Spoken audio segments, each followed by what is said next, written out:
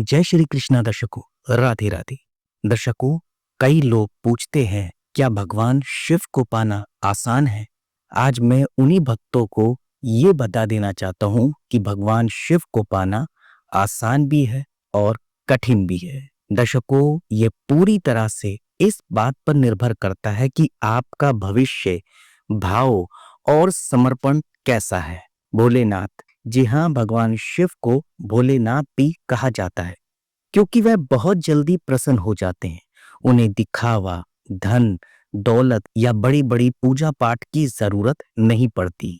उन्हें तो केवल बेलपत्र, थोड़ा गंगा जल या सादा जल और सच्चे मन से किया गया ओम नमः शिवाय का जाप उन्हें प्रसन्न करने के लिए पर्याप्त है। अगर आपकी भक्ति में सच्चाई हो तो शिव बिना देर किए आप पर कृपा बरसाते हैं, चाहे भक्त किसी भी स्थिति में क्यों ना हो।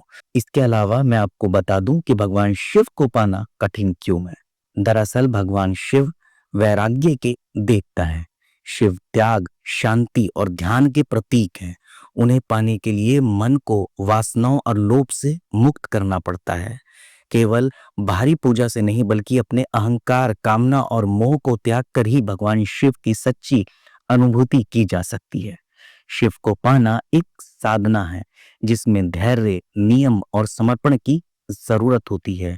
शिव को पाने के लिए आपको प्रतिदिन ओम नमः शिवाय मंत्र का जाप करना चाहिए। सोमवार को व्रत रखें और शिवलिंग पर जल अर्पित करें। श्रावण मास में विशेष भक्ति करें। हालांकि अब तो श्रावण मास निकल गए, लेकिन जब भी आए तो आप उनकी विशेष तौर से पूजा करें। सच्चाई, दया, क्षमा और संयम को जीवन में अपनाएं। यदि संभव हो तो किसी योग्य गुरु से मार्गदर्शन भी प्राप्त करें। वह क्यों? क्योंकि कई बार भगवान शिव को पाने के लिए अपने मन से भी कोई ना कोई पूजा पाठ करते रहते हैं, लेकिन मैंने बताया ना कि भगवान शिव को दिखावा या बड़ी बड़ी चीजें बिल्कुल पसंद नहीं है। वो तो आपके सादे जल से भी और सच्ची भक्ति भाव से भी खुश हो जाएंगे। अगर आप भगवान शिव की भक्ति करना चाहते हैं, उनको पाना चाहते हैं, तो आप रोज सुबह के समय 5 से 8 के बीच में स्नान कर लें और स्वच्छ वस्त्र धारण करें। वस्त्रों का रंग सफेद या हल्का रंग उनके लिए उत्तम है। शिवलिंग या चित्र के सामने एक दीपक जलाएं। एक छोटा सा जल पात्र, बेलपत्र, धतूरा यदि अगर मिले तो, जरूरी नहीं है धतूरा हो, और सादा जल या गंगा जल भी रखें। इसके अलावा 5 से 10 मिनट ओम नमः शिवाय बोलते हुए शिवलिंग या चित्र पर जल चढ़ाएं।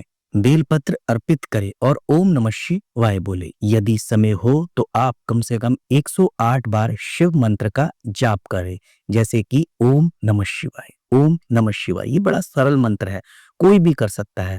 माला से या मन से इस मंत्र का जाप करें।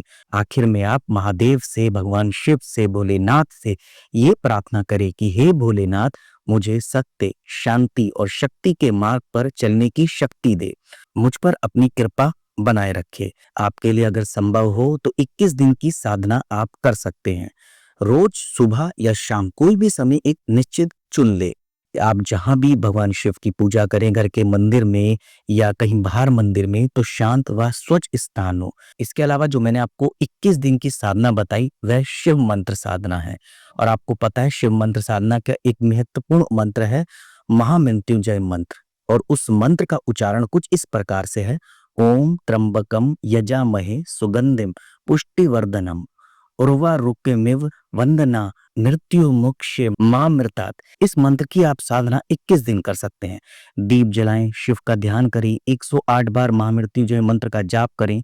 जाप के बाद थोड़ी देर शांत बैठे, शिव का ध्यान लगाएं और जरूरी बातें भी आप ध्यान रखें। पूजा में भाव सबसे जरूरी है, सामग्री नहीं। अगर आपके पास कोई चीज नहीं भी है तो आप खाली मंत्र के जरिए ध्यान भी लगा सकते हैं।